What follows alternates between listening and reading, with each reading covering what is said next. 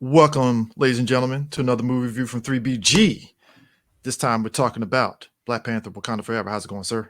It's going good, man. It's good to be back. Yeah, Been about waiting on on another one from Marvel, and I'm gonna go ahead and say it. Thank you, Marvel. Thank you. yeah. Before we get into the proceedings, I have to get this out of the way here. Wakanda Forever has had a specter cast over it since its announcement and the untimely passing of Chadwick Boseman during the early pre-production of the film. uh Pretty much kind of sent waves, across, not just the geek sphere, but just, the movie sphere and just fandom period, because he was a guy just like RDJ was for, Tony Stark and Iron Man. He kind of took that role of T'Challa and Black Panther, and he owned it. Like, he had a presence about him that you're like, oh shit, like that's, T'Challa and stuff. And between that and COVID and everything, like, production of this movie was in such big disarray and such. And during the time that this was happening, for those that don't know, like, Kevin Feige had went to Kugler and was like, "Hey, look, man, what do you want to do? Chadwick's dead. Do you want to recast? Like, how do you want to go about this and stuff?" Because, as we saw with, was it Fast 7, I believe, when the Paul Yeah. Walker had died, it was kind of like, well, what do we do? Because we filmed half a movie and we still got another half to film. How do Well, we film Fast 7 with Paul in his Walker case, gone? well, in Paul, I mean, yeah, in Paul's case, he had already shot most of his. I think most of his scenes were pretty much shot already, Yeah, and but there was still a good chunk they had to film. no, no, no, no. What I'm saying is, like, outside of like a couple of reshoots that they had to do, like a couple of stunt scenes, like for example, his Uncharted moment of him running off of Different buildings and no, not the building. I'm talking about that part where he was on the bus and the jumped off. bus and Okay, jumped yeah. off. Well, like I said, also like I said, his Uncharted moment, and of course the ending, which they had to completely reshoot that, Dubai too. They had to and kind the of do the Dubai scene. they had Yeah, to that do the was Dubai scene and the ending scene. So, but it still kind of put that studio in a situation of like, fuck, like, how are we going to do this and stuff? And they did, and Fast 7 kind of turned into a sort of send off to Paul Walker and his character. We'll see if Fast 10 ends up reversing that, because Finn is kind of like, oh, we might bring back Brian, and I'm like, why? He's gone. Don't why. do this. Why? You already did two movies. The first one was for Paul, and Fate was from Paul. I can't. Yeah, it's just he's gone. Brian is gone. Don't do this. No, Brian is retired. He's He's retired. But retired. that's what I'm saying. Like, Brian is retired, and we got a good send off in 7. So, like, But for with this movie, I'm really glad that they don't do that. They yeah, obviously did not do they didn't take a page out of Universal's book and say, "Oh, let's try to do this." No, yeah, and they put respect on Chadwick's name, and they definitely let you know, yes, we remember Chadwick. We well, miss that's what I him. was getting to. It's like, I think it's a situation that we as fans, we always for years have seen companies act very callous Tone when there's deaf. death on their movies and stuff, where they just do the whole, well, the show must continue, we're just going to keep it going, like it never happened, right? Yeah. And this is probably the first time we have seen a studio actually go to the director and be like, hey, look, what do you want to do? Because they could have easily been like, yeah, we're going to go ahead and just recast this and just keep the party going. And we probably would have been a little bit like, all right, I guess you recast, but damn, like, the dude just died. Like, can we, take a minute to kind of I mean, chill for a second here? Like, can we just assess the situation here? so I mean, I get it. We're in pre-production, but what do we really do when your main character has passed away? and I mean, recasting, obviously, it brought about the RecastTChalla movement and stuff. And it makes sense because, hey, you want, we've seen it happen in TV shows like Spartacus, where the guy, I forgot what he died of, but he died in the second season. They recast it with a new actor that played that same character and such. I'm So about to say it was. No, you're right. It was the same guy from Spartacus. He was also in Wrath of the Titans. yeah, and they used him as like the replacement for the original actor that played the character and stuff. And it got a second season that kept going. So the logic with the recast T'Challa movement was always like, do the same thing for T'Challa, which I get, because hey, you don't want to see that character go. But on the other side of that, you had a lot of people feeling some way that Marvel came out and said that, hey, we're just not going to recast. They didn't say right now, but they just said they weren't going to recast just out of respect of what's going on with the cast members and everybody feeling some way because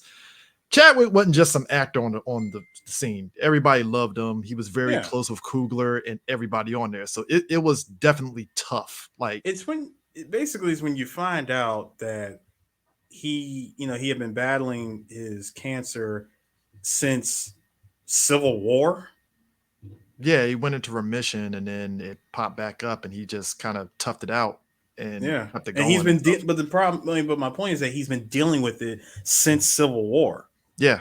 And the thing of it is, as with any movement, it kind of created this situation of when you have a movement that means well, there's always going to be some people that's going to come in there and just do the most because, hey, we're fans. We're very passionate. I mean, me and you, we watch anime. We're very passionate.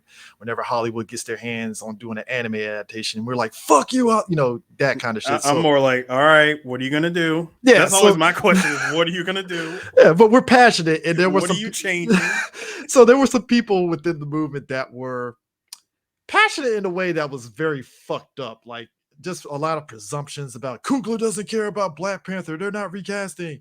Why is it so focused on the women? Fuck. It's like, whoa, Oh, oh, dude, oh, chill. Like, oh no, yo, CJ, I know what you're referring to. You're referring to Neckbeard YouTube again. it's some black, it's And some yes, there are some. keyword some black dudes that are feeling that way about that shit. And I'm like, and so it's like, A lot of them have feeling they've been feeling that way because of Marvel's direction of post Infinity Saga storylines. A lot of them have been very female focused or female led or just progressive in sense and or beyond progress. just the film, Yeah, just progressive and or stuff. just And progressive in a and sense. and I think the thing of it is what struck me about the whole thing that kind of irked me was like the narrative of some people literally acting as though because they're not recasting T'Challa, that means somehow the death of black male superheroes. I'm like, whoa, time out, guys. Like they That's didn't not even recast close to what it means. they didn't recast for this movie. Let's not take it that far. I get you wanted them to recast. They didn't do it. That's par for the course. Movie studios always do things that the fans don't like. I get that. But I like mean, this doesn't did you see the Hall H? Did you see Hall H? Did you see the timeline? We got about a good 4 years worth of Marvel product coming like in. like I like think that. we're gonna be fine. Yeah, like this isn't the death of black male heroes. It's just like right, just for in this movie, they just chose not to recast it. Like we have plenty of other black male heroes that are out here still kicking around. We're I good. mean, Like plus if it's not you erasing. It's not erasing T'Challa, guys. It's just they just didn't recast. That was it. We're also, I fine. mean, also CJ, if people could just be patient, like give it another 6, 7 months, we're gonna see a black man with a shield and wings. Is that coming? True. No, Is that coming out 20? Is that 23 or 24 when that comes out? it might be either 23, 24. But like, but that's the thing. It's like I can't say that that's and don't get it twisted. I'm not saying that Falcon is supposed to replace T'Challa as a No, I'm not saying representation, that either. But but I'm it's just like, saying he's guys, there. he's there. T'Challa will come back. We know this. So just and also let's be real. Me and you've been around the block of watching so many movies. Capitalism has a way of making studios change their mind. Because let's be real, like you're gonna have to recast the role because money. And Yeah. anytime you get the death of a character, what makes more money? The comeback, which is, hey, the character's back again. I mean, it's pretty much the same way in comic books. You kill off a character in the comic book, they'll be back. Yeah. The In some way, money shape, or form, they'll be back. the money is in the comeback. Like, oh, Yeah. he's back, cool. And here's the other thing too. This kind of ties into us starting this review. I think it's very ballsy to kill a character in a movie because the nature of comics ever since Superman died and returned has made it to where death doesn't really fucking matter in comics. Like Yeah. you can't take it seriously. Even like a good example of this, Rhodey died in Civil War 2 Mm-hmm. in the comics. And Sam Wilson, he was, Captain America at that time, and he was doing a eulogy at a funeral. And there was, I'm not gonna say it was an end joke, but it was an end statement that Rhodey, that Sam made about how, like, we always talk about, characters dying and coming back and stuff, and Rhodey died, and is there a possibility he can come back? don't know, but he's dead, and that's just what it is for right now. Da da da da. And you kind of sit back like, okay, I know Rhodey's coming back. I don't know how, but okay, he'll be back. And I think going into this film, them going with the idea of T'Challa being dead, it's pretty ballsy because Yeah. that's unheard of. Period in comics. I mean, Uncle Ben is probably the only character that I know of in comics that is permanently dead. He ain't never coming Yes. back. I mean, there has to be a universe 893 There's a where universe in Marvel where he is technically that's what I'm alive, saying. but There's got to just be a universe 893 where it's Aunt May that dies and Uncle Ben is alive. yeah, I mean, but the thing of it is, like, other than that, like, it was Jean Grey and then Jean Grey's back now, but Uncle Ben is like permanently dead. He ain't fucking coming back. So it's like, to me, when I look at this, the MCU, and since it functions much differently than the comics, I think it is very ballsy to be like, nah, Charles dead. And a lot of people were like, well, hold on. Wakanda has all this technology. Yeah, he's dead. And I think the big, at least for me, there's so many themes in this movie. The biggest theme, and it came from out of John Wick, consequences. This Consequence. movie, Yes, I'm so glad you said that. Consequences. I was just gonna say they have all this technology. You could just break out the beads and think that that's gonna help. No, no. If you really pay attention, and I mean seriously, pay attention to the previous saga where things had taken place in, let's just say, in the previous Black Panther movie, they have a way of coming back it's a years and years later, even after the snap. it's there's consequence. It's more so like the consequences of what happened with Killmonger's decision in Black Panther, and also T'Challa's decision with Black Panther. And the course of the movie is about consequences, and it's also about how, like, with them honoring Chadwick and the character of T'Challa in the movie, it's kind of a two-way street here, in the sense of, like, yeah, it's honoring Chadwick. They don't do too crazy heavy-handed with it, but it's also about, like, all right, what impact did T'Challa have on these characters in Wakanda now? And Yeah. you see it with every character, from Shuri to M'Baku to Okoye to Ramona, to all these characters, what that character really meant for these people.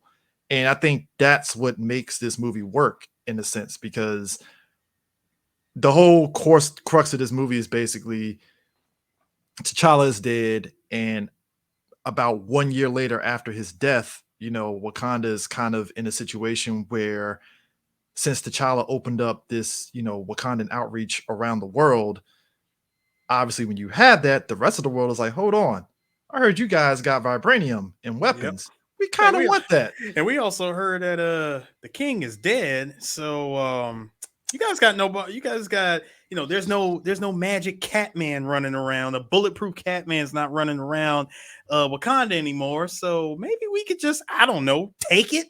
Yeah, it's kind of like, you have resources that we want. How come you're not sharing it and stuff? And the thing of it is, that was something that T'Challa in the last movie was kind of struggling with, because it was like, well, we know what the world is. It's always about war and killing each other. We don't know if you guys want to do that. But the outreach stuff was kind of a way to kind of bridge that gap of, like, hey, we're out here helping out people around the world and stuff. That's our way of kind of giving back and stuff, without, like, overextending ourselves. So the Yeah. course of the movie is basically the world is trying to get these resources, and in the process of them trying to get this vibranium through this device, it basically kind of goes amok of Namor and his No more. peoples. Namor and his peoples, which causes the conflict between Namor and Wakanda. And that's the core kind of, like, central storyline and conflict. And in the middle of it, you have Shuri trying to figure herself out and come to terms with the death of T'Challa. And same with Ramonda as well. So it's just all these feelings and everything that's happening is all coming in one hit. And in the middle of it is also Riri Williams, who pretty much plays a role in why this war between both nations are button heads and such, in a way. Mm-hmm. Um, I'll just say with this thing, this is probably my one bad thing, and I'll let you go with your whatever how you feel about the movie and such. My only issue with this movie is this: the Agent Ross stuff could have been a little bit better. I agree with you. It felt kind of. I'm probably gonna get probably gonna get flamed for this, but the Agent Ross stuff, and tell me if you agree with me. All right, all right. It felt very Marvel Disney plus ish. Um, Like it, like this was something that you would see with the Power Broker episode or something. I don't know. I mean, like it fits in the motif of Black Panther, but what it was is for me to it gave off like very arm. You know, it reminded me of and me and Anthony were talking about this. Anthony brought up like it felt like very Iron Man 2-ish, yeah, except in this instance, I think it was better executed in Iron Man 2 because it didn't screech the plot to a fucking halt like Iron Man mhm. 2's plot did. It was just like, all right, I see what you're doing, but this could have been cut down just a little bit so we can kind of shift it back. You know, we didn't need to linger on this for like 10 minutes. Like, yo, shit this, just all right, cool. Everett Ross is in there. He's kind of because he does play a role in a sense of he's the guy that's telling the government, hey, you don't want to go to war with Wakanda. Like, don't do this. I Like, mean, do you guys have any evidence that that says Wakanda did this? Because y'all are really going off a hearsay, and you think just because somebody spoke a different language that it came from Wakanda. yeah, he's the All guy right, he's the intermediary of like, hey, don't do this shit. Like, I'm cool with them because I understand their plight and I don't want this shit to fucking go awry here. And you have, Julia I'm the Louise Dreyfus. colonizer they're cool with. Yeah, the only colonizer they're The cool with, only, honestly. Next well, to besides next to White Wolf. well, White Wolf and Banner and the Avengers to a degree, and Yeah. stuff. But like that's more so respect than actual, they like them and stuff. But like, and in the middle of it, you have Julia Louise Dreyfus's Valentina who comes back, and obviously, if you've seen her in the previous two stuff where there's Black Widow and Falcon Winter Soldier, she's up to some bullshit. Mm-hmm. Always And is. yeah, and she doesn't really play a huge factor, thank God, because I thought that what was going to happen, but it doesn't. And it's just there to kind of show what she's doing in the background, kind of like Falcon Winter Soldier, where she's kind of lingering in the background, can kind of take an assessment of everything that's happening around different incidents and stuff. But that was probably the one thing in the movie that I was like, She cut was this like out, cut this down a little bit. Like, she was like at this point she was playing Marvel's Amanda Waller. Yeah, she really is. And look, she's supposed to be leading her new Thunderbolt team in the Thunderbolts movie, which I'm curious on. But yeah, that was that was like my one like nitpick on this movie, and it's a legit nitpick, is that could have been cut down. Like shave off like 10 minutes off that shit and just kind of keep the focus back to the conflict between the Moor and the people and stuff. So I agree. but for you, like, I mean, what was your kind of like the big high points and low points? The high points for me was definitely the visual effects Oh, were were really good. The music was also really good. Uh, if I had any, I would say the low point was definitely the Ross stuff. They really could have like cut that in half. Um, the other part was God, because there was so much that happened in that movie. Um, no, but no, I think. Well, I want to say without spoiling. Um, I guess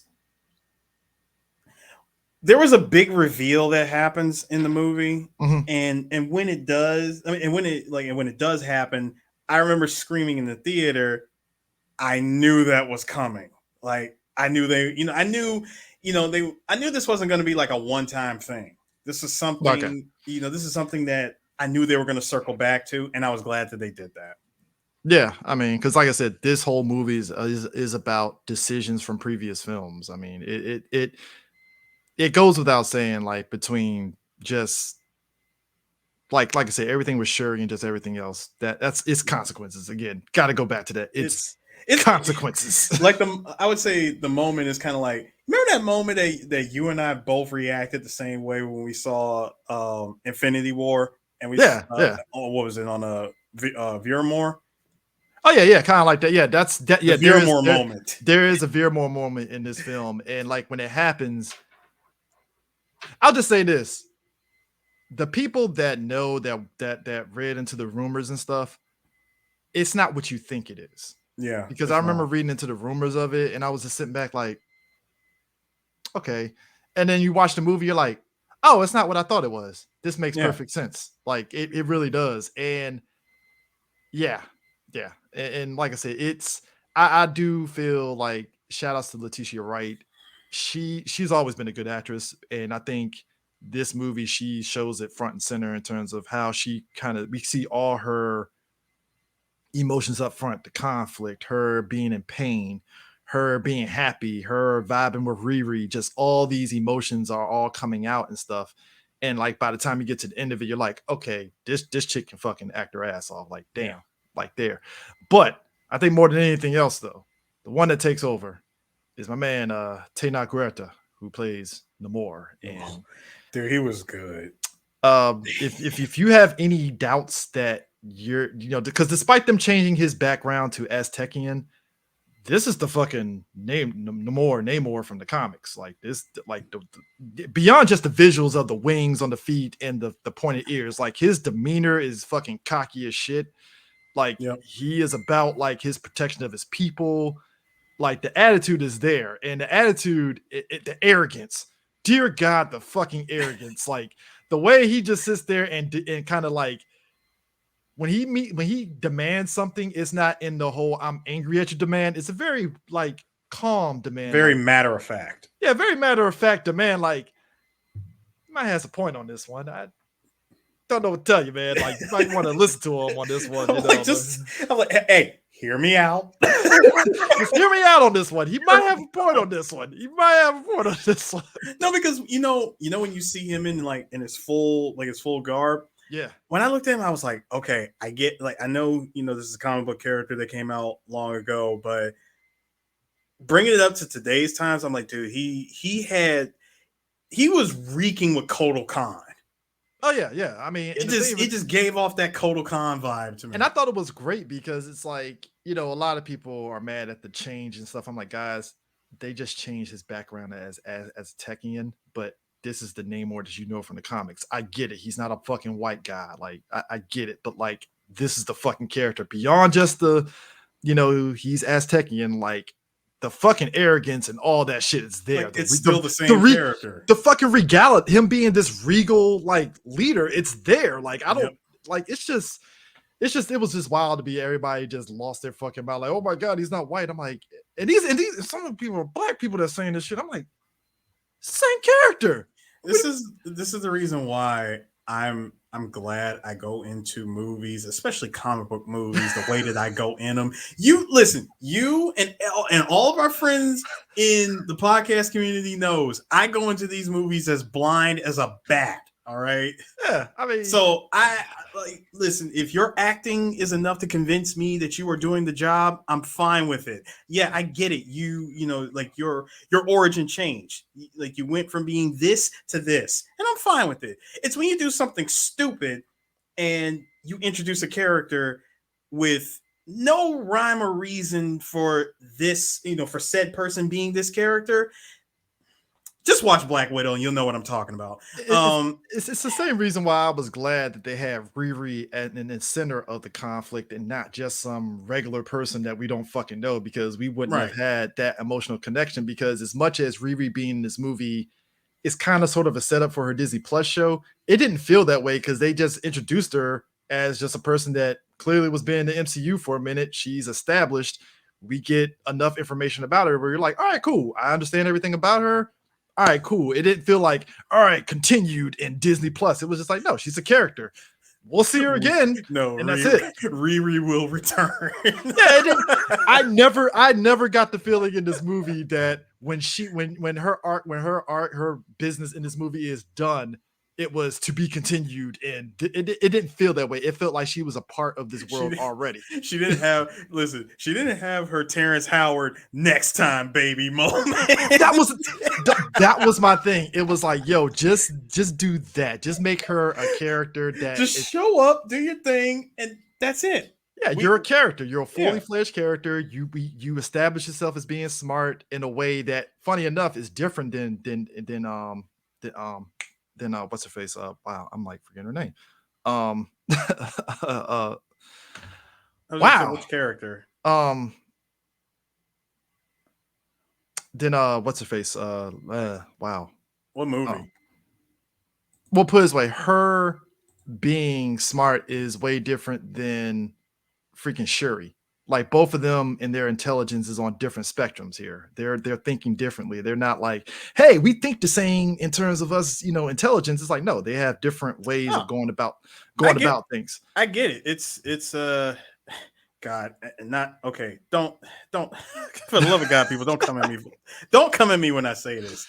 It's it's the one, like basically it's the woman version of Tony and Bruce's dynamic Yeah, of kind of, and yeah, intelligence. in a way, it's like everybody, because just like in the comics, everybody's intelligence is structured different. Like T'Challa in the comics, he's a very smart and intelligent person. He's a scientist. He's the guy that actually did create um Rhodey's wings, when he was Falcon and stuff. And we know his intelligence is different than how Reed Richards thinks and Right. how Tony Stark thinks, and like you said, Bruce Banner and even Hank Pym and Beast and all these other people. So in this movie, we see the difference in intelligence in between Shuri and Riri, and it's good because they were able to bounce off each other. So yeah, that whole Bruce and Banner thing definitely makes sense because they bounce off each other very well to where you're like, okay, that makes perfect sense why they would kind of connect and vibe and stuff. Also, I'm just gonna say it, Angela Bassett, if she don't get any sort of nomination for her acting out of this movie, I'm gonna be very disappointed because dear God, She would definitely be robbed if she didn't get something for Angela this. Bassett be acting because she definitely hits every spectrum, just like Letitia Wright's Shuri, in terms of her being a grieving mom and having to lead. I mean, think about it. You lost your husband. Now, 7 years later, you lose your son. Yeah, because Well, technically, she lost him from the snap too, well, I'm just saying, just because it never was. It was never really confirmed that she was gone from the snap either. nah. But I'm mean, just tolling it out everything. You lost everything after X amount of years. Now you lose your son 7 years later or whatever and shit, and now you're like, fuck, like what the hell, and Yep. now I gotta lead this nation now that doesn't have a Black Panther, and she's going through it, and you see it in her performances when she's like, talking to Okoye and talking to Shuri and all that stuff, because she's parsing through everything, even with Namor too as well, because Mm-hmm. Namor is grief stricken. And, they do a solid job with Namor's background and seeing how he came to be. And yeah, confirmed he's a mutant. Ain't Yep. really a They spoiler. drop. It's not. They dropped the big M word. Yeah, he's a whole ass mutant. That ain't really a big spoiler here.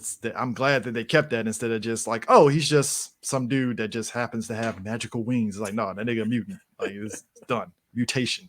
Again, we're getting these very slow progress of introducing mutants into the MCU.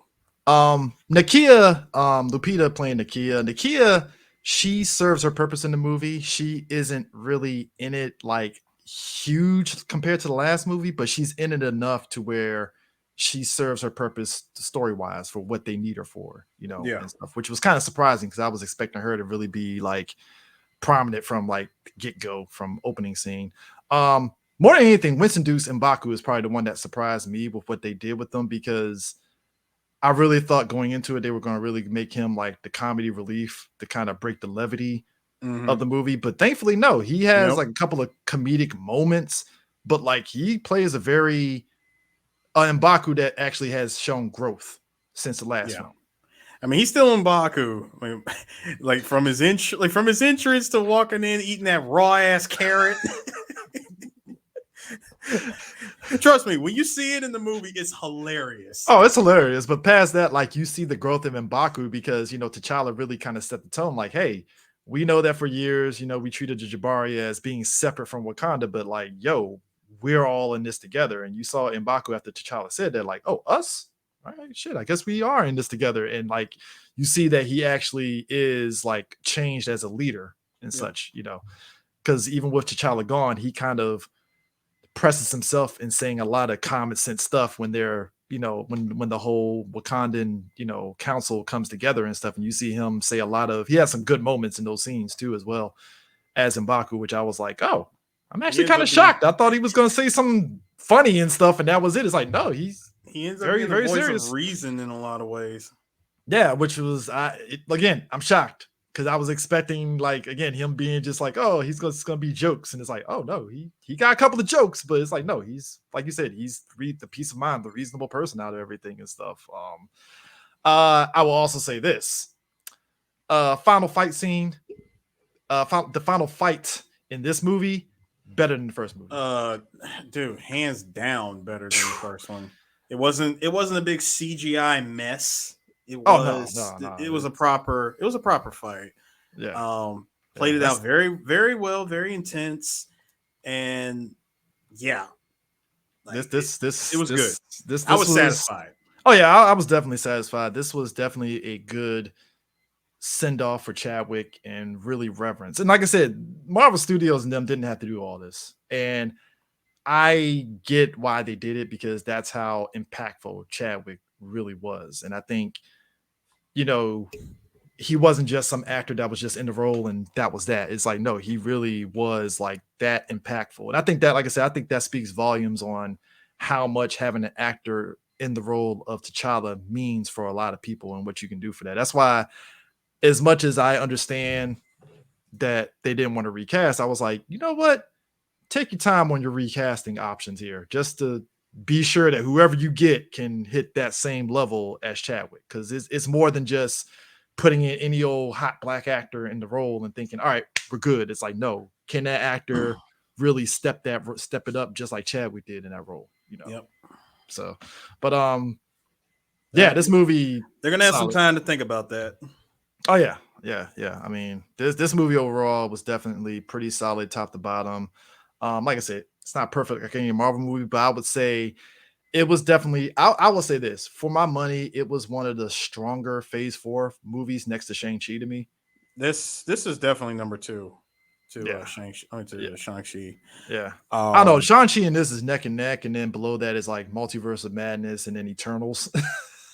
yeah, So it's like, yeah, Shang-Chi and this was definitely neck and neck in terms of like really strong movies. Cause I like the third act in Shang-Chi, definitely. I thought that was actually pretty dope. Cause just like Wakanda Forever, just like with Shang-Chi, the third act had a very emotional moments with all the characters, hmm definitely. And I think that's what makes it work. And I think they also did a good job of not, because I was worried about Namor and his people kind of looking weak in comparison to Wakanda, but they made a good job of showing the strengths of both nations in a very good way. It didn't make Wakanda weak. It didn't make Namor's tribe weak. It just made everybody like, oh, like if it, everybody was pretty much damn near on equal footing.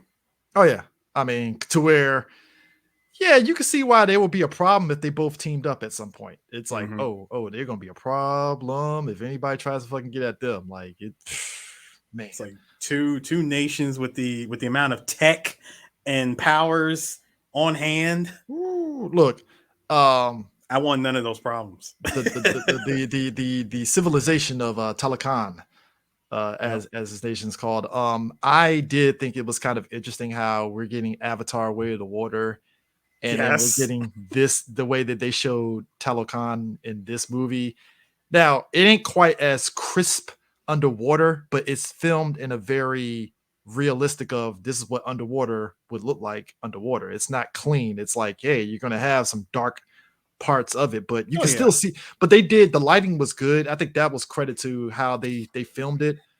The lighting was actually really good to where even in the dark spots where they were like, swimming and stuff, you could still see things happening instead hmm of it just being like, I can't see shit. Like, what's going on? It's like, no, they filmed it very well.